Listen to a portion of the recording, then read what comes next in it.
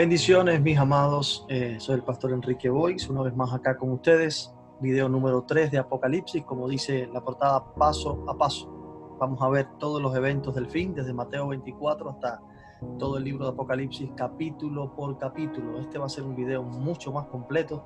Espero que lo puedan disfrutar y que al final puedan sacar todas esas enseñanzas que durante mucho tiempo han estado un poco incomprendidas o escondidas de la mente de los creyentes. Mi propósito es que cada creyente sea entendido en los tiempos y que podamos sacar provecho de todos estos misterios y enseñanzas bíblicas que nos hacen mucho más fuertes a la hora de enfrentar los tiempos que estamos viviendo. Hay muchas especulaciones, hay mucha gente dando opiniones, pero es importante saber qué dice la Biblia. La gente se pregunta, ¿ya estará el anticristo en la tierra? ¿Ya estarán cayendo las plagas de Apocalipsis? ¿Ya estarán cayendo los juicios? ¿Ya va a venir el Armagedón? ¿Qué jinete está pasando por la tierra?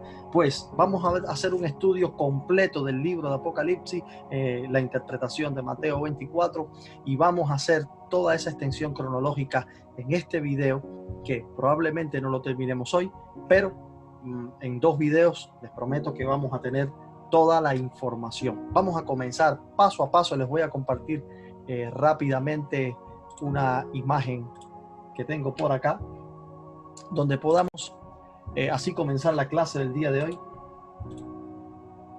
Señales antes del fin. Es importante, antes de dar cualquier noticia, antes de poder comprender cualquier enseñanza de tiempo del fin, comprender los 10 eventos principales de las señales antes del fin. Ya cuando usted diga señales antes del fin, tiene que saber que hay 10 eventos que suceden en las señales antes del fin y que están separados entre el principio de dolores y la antesala a la predicación del Evangelio. Vamos a ver hasta aquí cómo lo enseña el Señor Jesús en Mateo 24, capítulos del 3 al 4. Y así dice que lo primero que se va a manifestar son falsos cristos. Usted lo puede tomar su Biblia, Mateo 24, del 3 al 4, y mientras lo va leyendo, va entrando en esta sintonía con el estudio. Lo primero que se va a manifestar son falsos cristos. ¿Por qué razón? Un Cristo verdadero se ha manifestado, la acción, la contraacción del infierno contra la manifestación de la verdad es la mentira. Y van a surgir falsos cristos en la tierra tratando de contradecir, tratando de aparentar o desviar a los creyentes de la verdad. Falsos cristos es lo primero que va a pasar. Lo segundo es guerras y rumores de guerra. Esto no son las guerras mundiales. Esto es lo que ha venido ocurriendo por mucho tiempo. Guerras, rumores de guerras, contradicción entre muchas naciones. Y luego dice una guerra mundial porque dice se levantará nación contra nación y reino contra reino. Sabemos que han existido ya 2 guerras mundiales que han sido devastadoras para la humanidad. Esas 2 guerras mundiales pudieran ser una gran noticia, una gran antesala de lo que está profetizado, nación contra nación, reino contra reino. Y luego de esto dice vendrían pestes, hambres y terremotos. Creo que esto es algo que todavía lo estamos viendo desde los años 50 para acá. Todavía estamos viendo pestes, hambres y terremotos como nunca antes en la historia de la humanidad. Se están manifestando tal y como lo profetizó el Señor Jesús. Aquí lo vemos, la señal número 4 de las señales antes del fin serían pestes, hambres, terremotos. O sea, la hambruna crecería en la tierra, mucho más países pobres. Pestes quiere decir todo tipo de enfermedades, virus y estas cosas que se están manifestando. Y terremotos, o sea, grandes estremecimientos de la tierra, tanto en el mar como en la tierra. Hemos oído acerca de tsunamis que han devastado prácticamente países enteros, y grandes terremotos que han causado muchas muertes, sobre todo en el Asia. Dice que hasta aquí esto será llamado principio de dolores. Hasta aquí tenemos lo que podemos llamar los principios de dolores. Luego la señal número 5 es una persecución de la iglesia, y se os matarán y os aborrecerán. Sabemos que la iglesia aproximadamente en el año 30 después de Cristo, 30 años después de la partida del Señor Jesús, ha sido perseguida, fueron muertos los apóstoles. Esto fue cediendo con el paso de los años, pero siempre la iglesia ha sido de alguna manera perseguida en algunos lugares. Creo que la persecución de la iglesia es un fijo que ha tenido el evangelio durante toda su extensión, y se incrementará sobre todo en las postrimerías de los últimos tiempos. Número 6 dice que vendría divisiones. ¿Por qué? Porque se levantarían unos contra los otros, se aborrecerían unos a otros. De manera que no se está hablando solamente que el mundo nos va a aborrecer y nos va a perseguir, sino que entre la misma iglesia se va a levantar una gran división.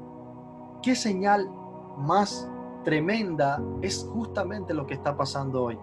Uno de los problemas más grandes que estamos teniendo hoy en día es que los cristianos que se levantan con el supuesto atuendo de la verdad para defender la verdad lo hacen destruyendo la imagen de otro creyente, que ellos a su entender y desde su postulado teológico piensan que es un falso profeta.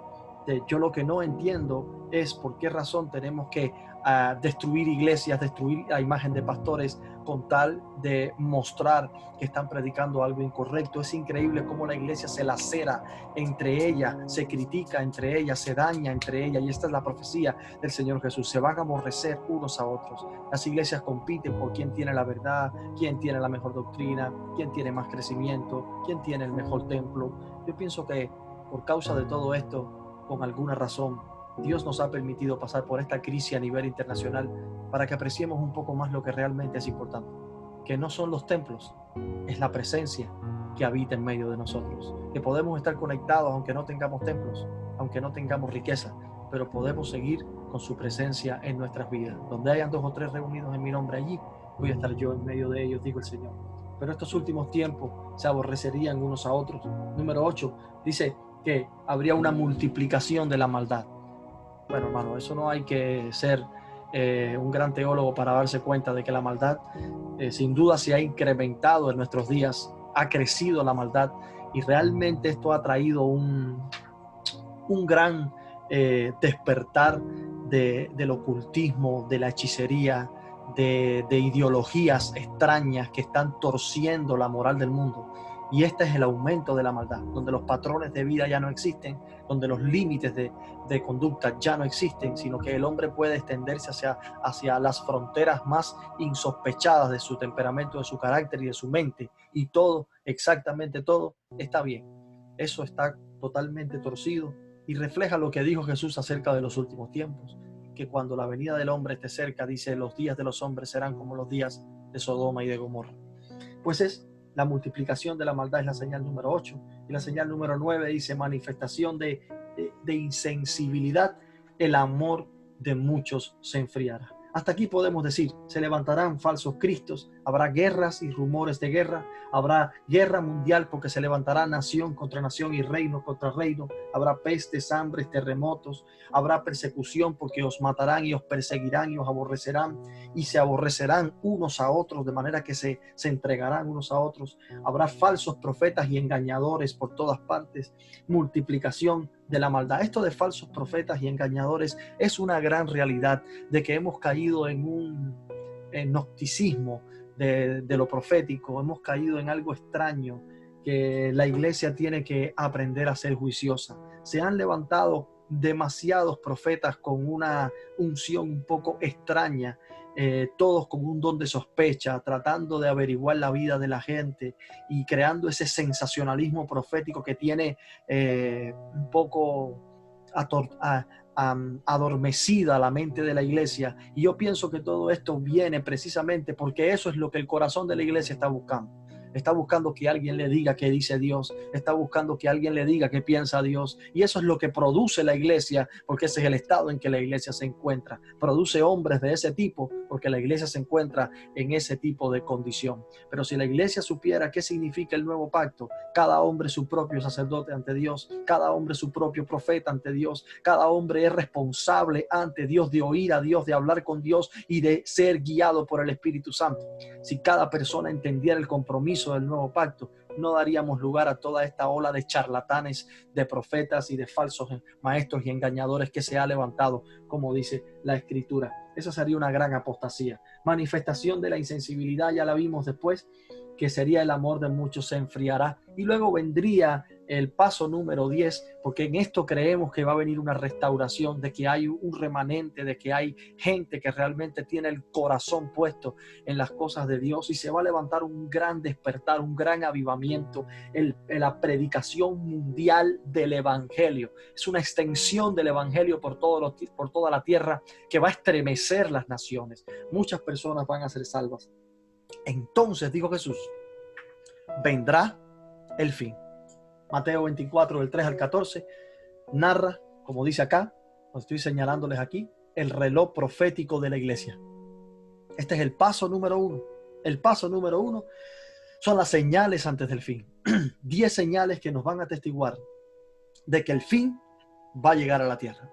Cuando la predicación del evangelio se extienda por todas las naciones y detengamos esta ola de apostasía, la frenemos con el poder del evangelio del reino de Dios, muchas personas serán salvas y entonces vendrá fin.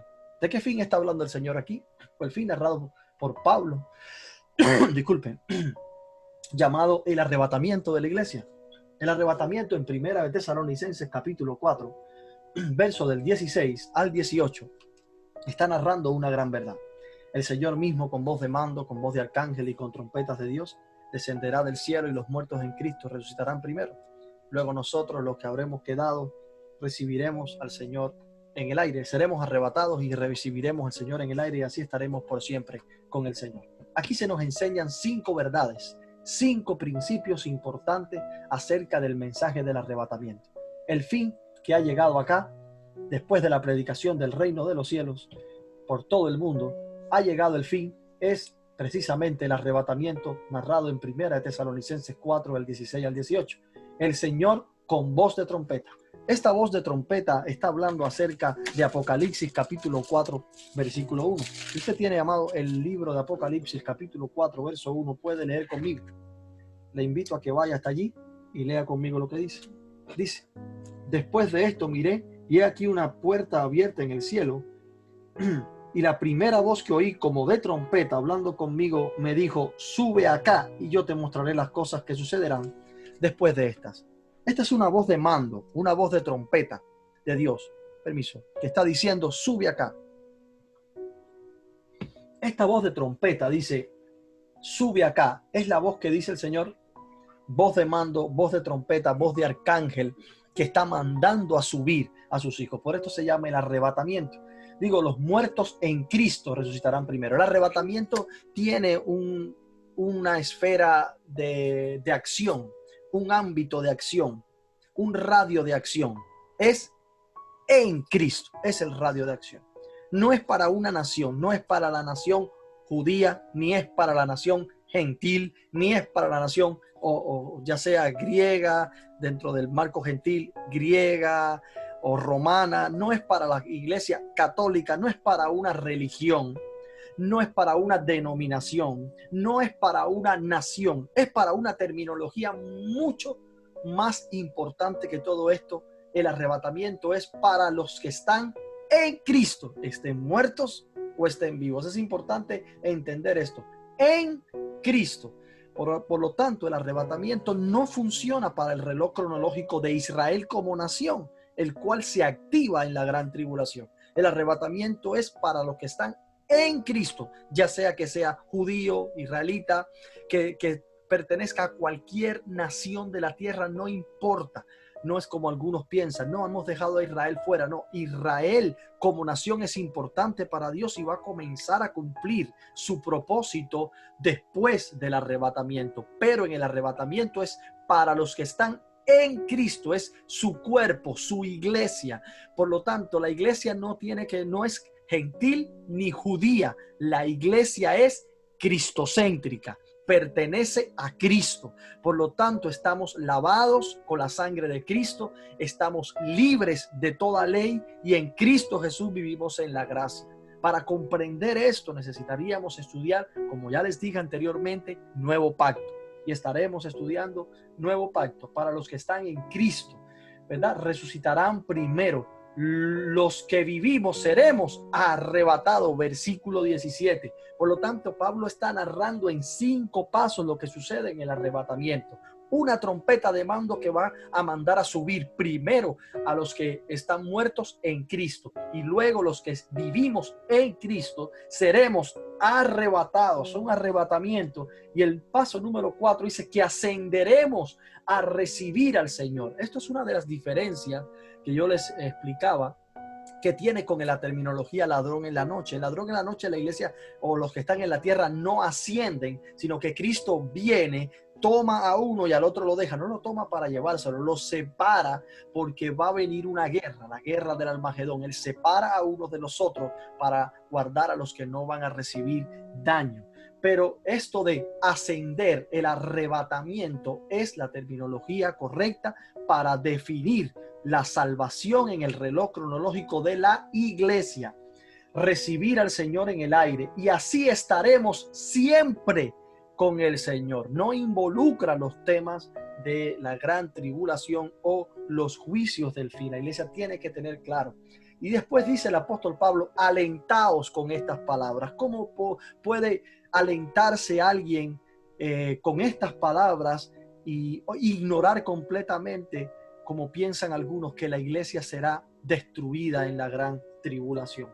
Alentaos con estas palabras. Primera de Tesalonicenses 5:9, ahí mismo, unos versículos más adelante, Pablo explica por qué razón no pertenecemos a la ideología de ladrón en la noche, porque dice: porque no nos ha puesto Dios para ira, sino para alcanzar salvación por medio de nuestro Señor Jesucristo. No fuimos puestos en el mundo para ira. La ira de Dios no tocará a los hijos de Dios. Por lo tanto, hemos sido puestos para salvación, para participar del arrebatamiento. El paso número 3, recuerda que estamos viendo paso a paso.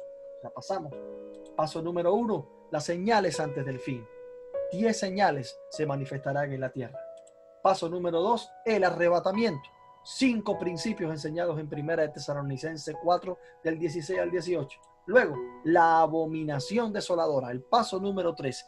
Inmediatamente, aunque en mi opinión personal no creo que es tan separado. Creo que la abominación desoladora y el arrebatamiento de la iglesia de alguna manera están mezclados. Creo que el hombre de pecado ya se está manifestando en la tierra. Creo que las cosas que están sucediendo apuntan a que un personaje mundial de talla mundial está listo para rebelarse y dominar el nuevo orden mundial que se va a manifestar en el mundo. La abominación desoladora habla de todas estas cosas. Mateo 24:15, cuando vean en el lugar santo la abominación desoladora de la que habló Daniel, entonces huyan y corran.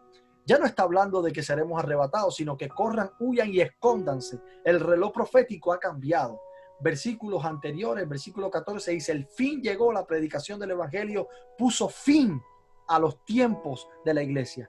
Pero el versículo 15 dice que la abominación desoladora echa a andar otro reloj profético. Ahora es el reloj profético de Israel. Tienen que correr, tienen que huir, tienen que esconderse.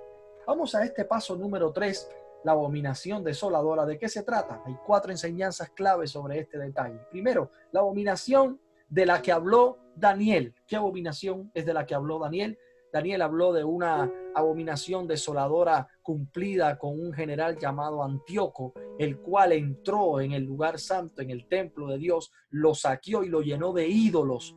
Y eso es lo que le llaman la abominación desoladora. ¿Por qué creemos que este es el reloj profético para Israel? Porque vuelve a echar a andar el lugar santo. Dice aquí, la contaminación del lugar santo.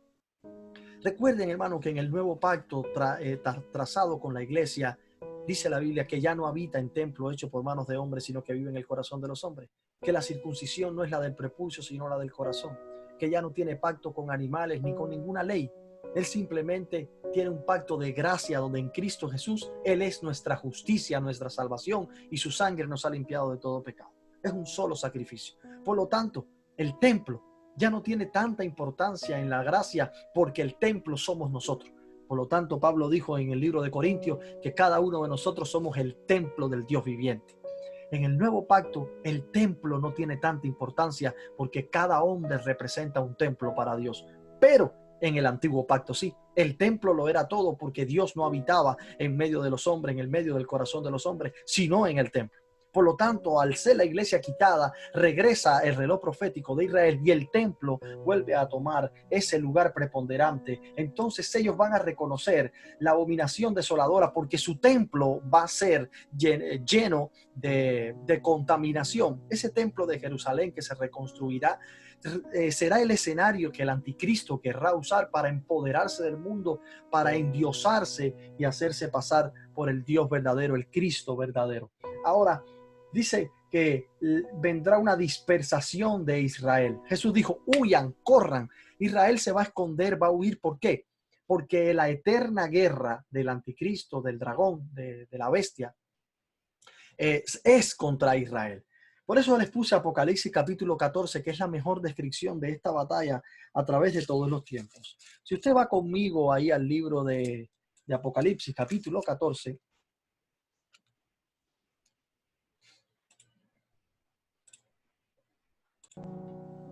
si usted va conmigo ahí a Apocalipsis capítulo 12, por favor. Vaya conmigo a Apocalipsis capítulo 12. Dice, y apareció en el cielo una gran señal, una mujer vestida del sol, con la luna debajo de sus pies y sobre su cabeza una corona de 2 estrellas.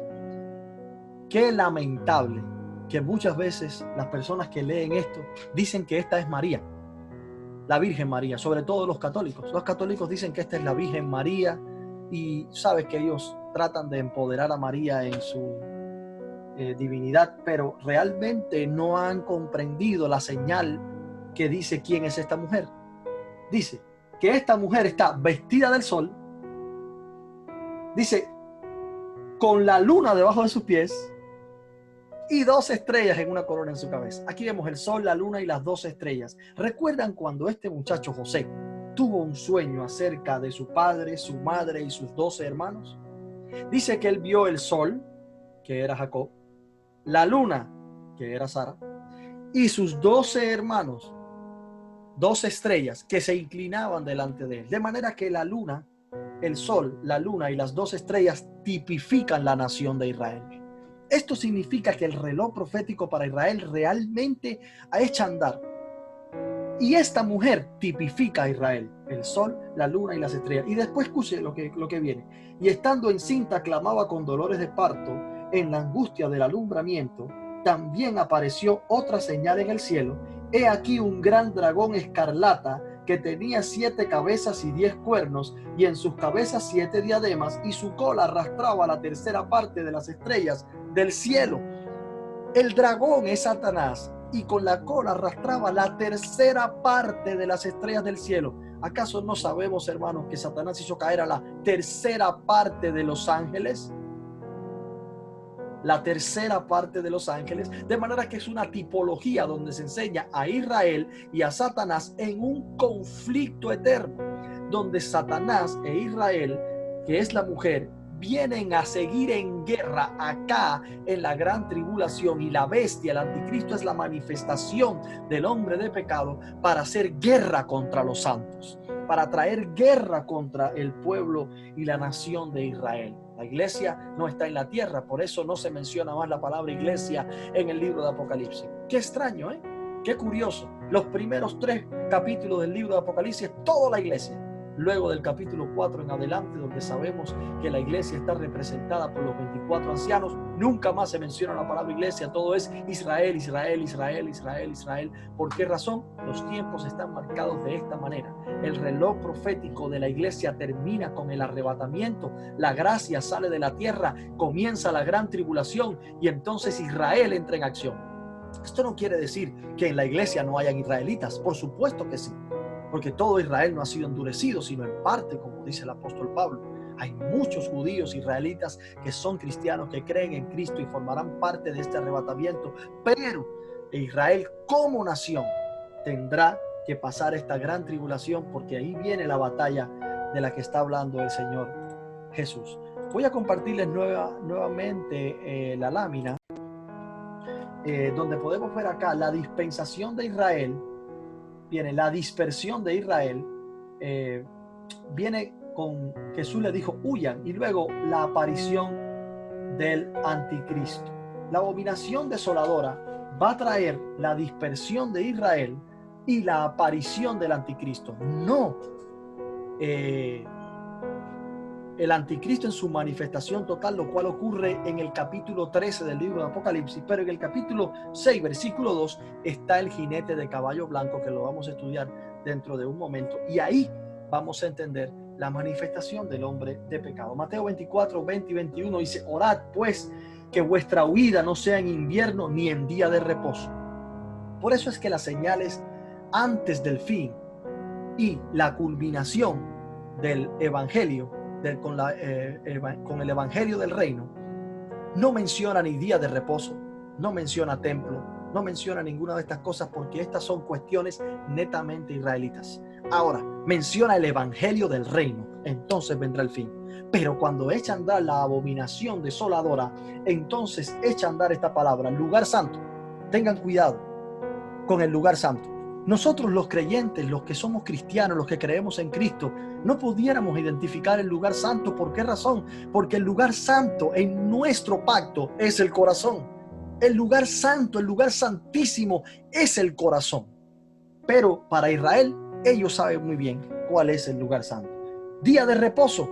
Sabemos, como dijo el apóstol Pablo, que en Cristo Jesús no hay ni día de reposo, ni día, ni luna nueva, ni ninguna fiesta, porque en Cristo Jesús hemos sido libres de la ley. Es así como dice la Escritura en Romanos capítulo 7. Si puede ir conmigo a Romanos capítulo 7, verso 6. Escucha lo que dice Romanos capítulo 7, verso 6. Pero ahora estamos libres de la ley, por haber muerto para aquella en la que estábamos sujetos, de modo que sirvamos bajo el régimen nuevo del Espíritu y no bajo el régimen viejo de la letra. De manera que tenemos un régimen nuevo, no es un régimen de letra.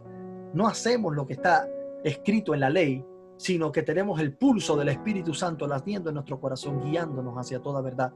Como Jesús dijo: me voy, pero no os dejaré huérfanos. Mandaré el Espíritu de verdad y Él estará con vosotros todos los días hasta el fin del mundo. Es importante comprender estas cosas. Por eso dice que vuestra huida no sea en día de reposo. Está hablando con Israel, porque habrá entonces gran tribulación, cual no ha habido desde el principio del mundo hasta ahora, ni la habrá.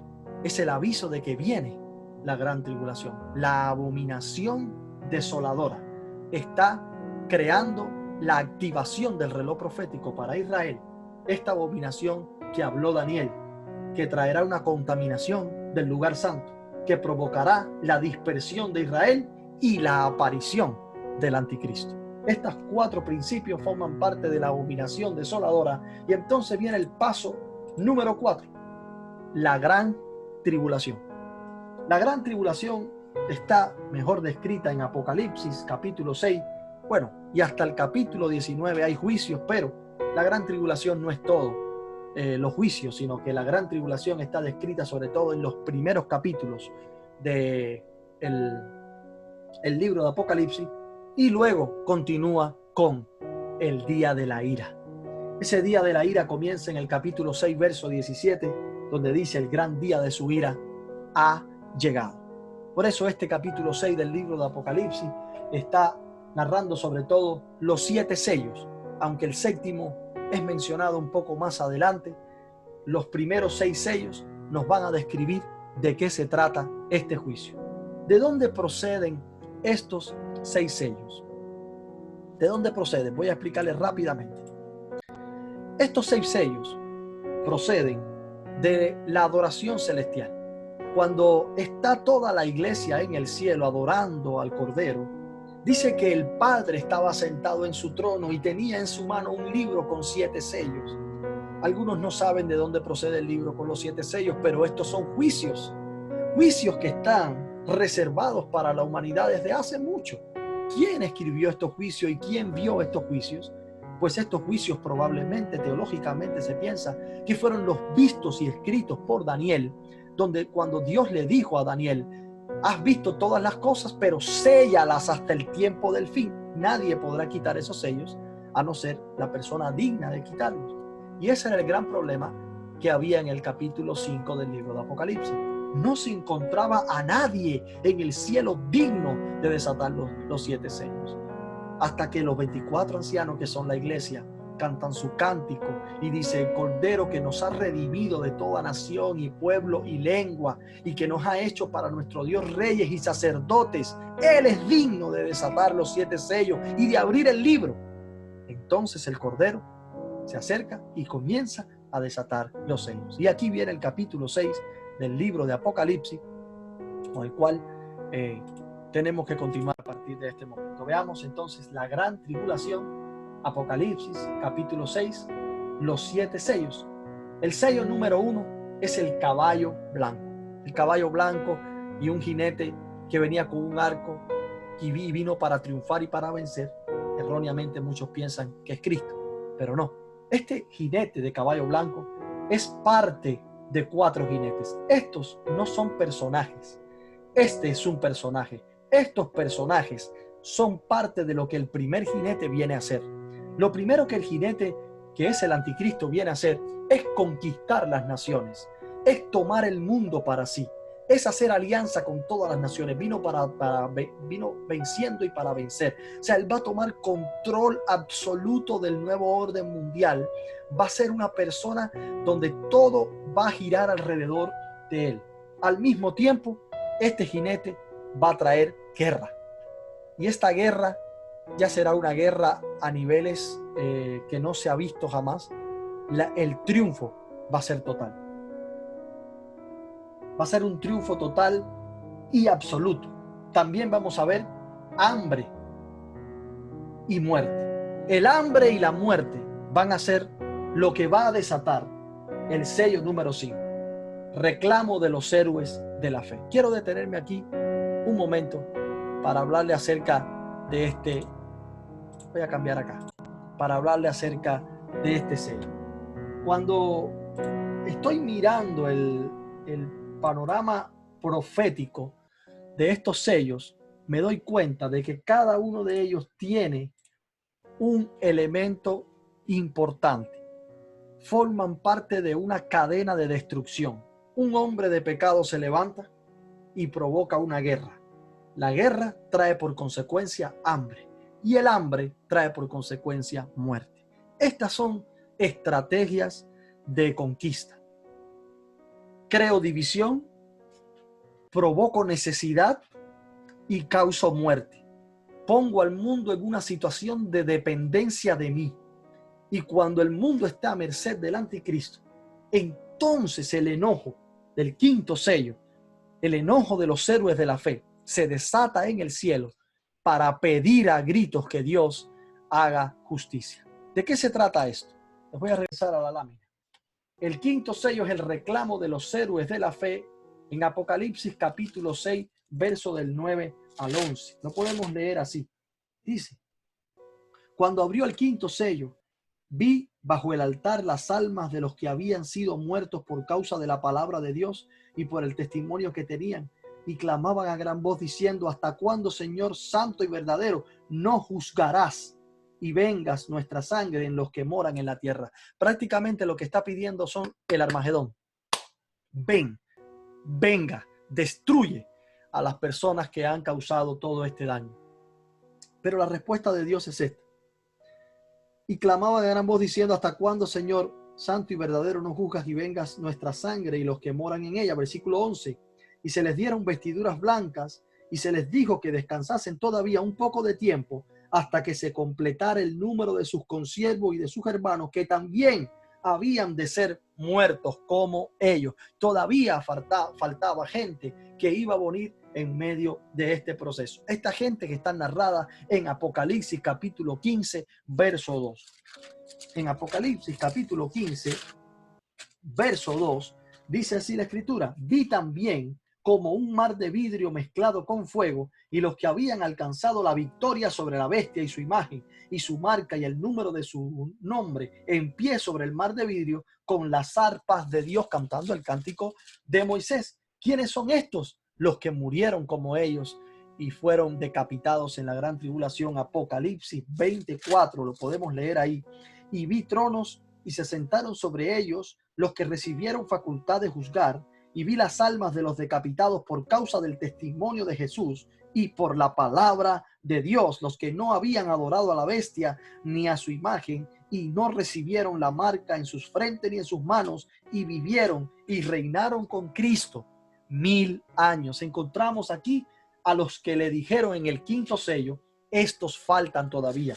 Se los dijeron, aparecieron en el capítulo 15, y por eso en el capítulo 19, después de juzgar a la gran Babilonia, ya viene el Armagedón. Ellos desde el sello número 5 están diciendo, Señor, ¿cuándo vas a vengar nuestra sangre? Pero todavía faltaba, en el capítulo 15, se levantaran los decapitados, los que murieron por el testimonio de Jesús y no se dejaron marcar por la bestia. Este es el quinto sello. El sexto sello son catástrofes en el cielo y en la tierra. Imagínense que dice que como un pergamino se desenvolvió el cielo y cayeron las estrellas y se estremeció la tierra y hubo clamor y muerte por todas partes. Esto fue algo terriblemente extraordinario, causó un gran estruendo y un gran dolor en toda la tierra, pero esto sucedió para que se manifestaran los siervos de Dios, el ciclo de los escogidos de Dios, que son los 144,000. Esta terminología, escogidos de Dios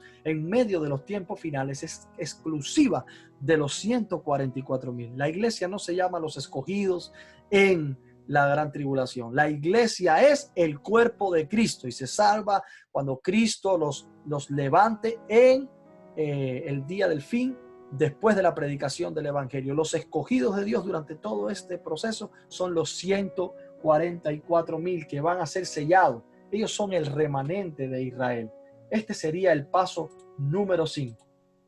Los 144,000 sellados. Ahí está en el capítulo 7 del libro de Apocalipsis. Acaban de caer todas esas catástrofes del cielo y de la tierra. Imagínense, las estrellas cayeron del cielo. Se conmovieron todos los valles y los montes. Terremotos, gente muriendo por todas partes. Y entonces, Apocalipsis 7 resume las consecuencias positivas de los primeros juicios. El 6, todas las negativas, pero el 7 está tratando de recoger todas las positivas. Lo primero es que se van a sellar en la frente a los 144,000, porque estas catástrofes están dañando la tierra y no quiere Dios que ellos mueran, sino que sean preservados para seguir predicando. Dice, sellar a los 144,000 para no ser tocados por los juicios de Dios. Ellos van a ser sellados en su frente para ser intocables. Ningún juicio los matará, ninguna crisis los tocará, nada les hará daño. Ellos van a ser preservados en la tierra para ser siervos de Dios. Por eso dice, son llamados los siervos de Dios en el día de la ira. Ellos van a estar predicando en este día como siervos de Dios, hablando la palabra de Dios en toda la tierra.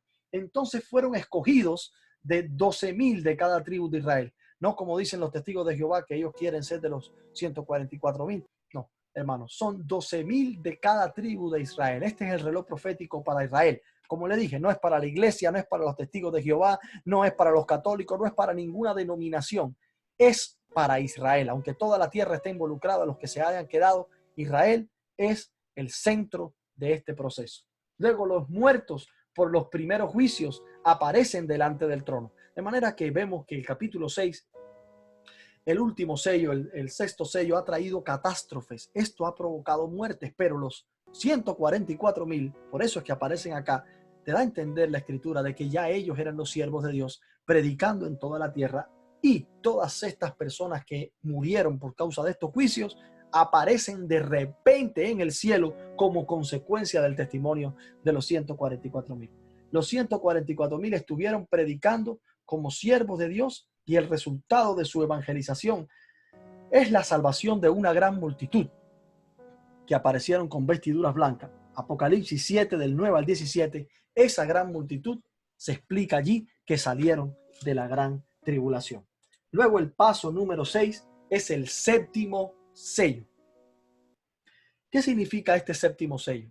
Forma parte de los 6 primeros que ya mencionamos, pero el séptimo tiene algo particular. Él carga en sí mismo 7 trompetas. La séptima trompeta la tocaremos en la clase que viene. Hoy vamos a ver estas primeras 6 trompetas. ¿Qué significa?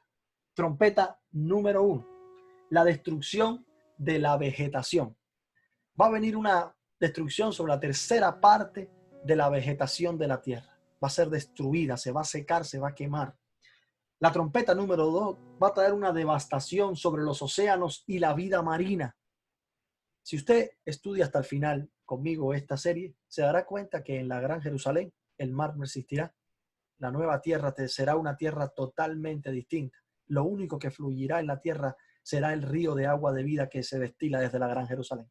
Será maravilloso, pero les contaremos más adelante. El mar va a ser destruido y también la vida marina. Trompeta número 3, va a ser devastado los ríos y el agua potable. Va a ser desastroso. Trompeta número 4, se oscurecen el sol, la luna y las estrellas. Para los que quieren pensar si ya esto es parte del Armagedón, escuchen que todas estas cosas tienen que pasar antes que el Armagedón llegue. Todavía no hemos visto que ninguna de estas cosas ha pasado. Por favor, echen a andar su reloj cronológico antes de hablar, y todas las personas que estén opinando aprendan un poquito acerca de cómo están sujetas todas las cosas según la Biblia, para que no alteremos el orden de Dios. Trompeta número 4, se oscurece el sol, la luna y las estrellas. Va a haber oscuridad en toda la tierra. La trompeta número 5 dice que va a haber una grave aflicción de los hombres. Satanás y su ejército invaden la tierra, y este es llamado el primer ay. Son como langostas que invaden la tierra, y por eso es que dice la escritura de que sale una batalla de ejércitos demoníacos que emergen de la profundidad de las tinieblas, salen por toda la tierra.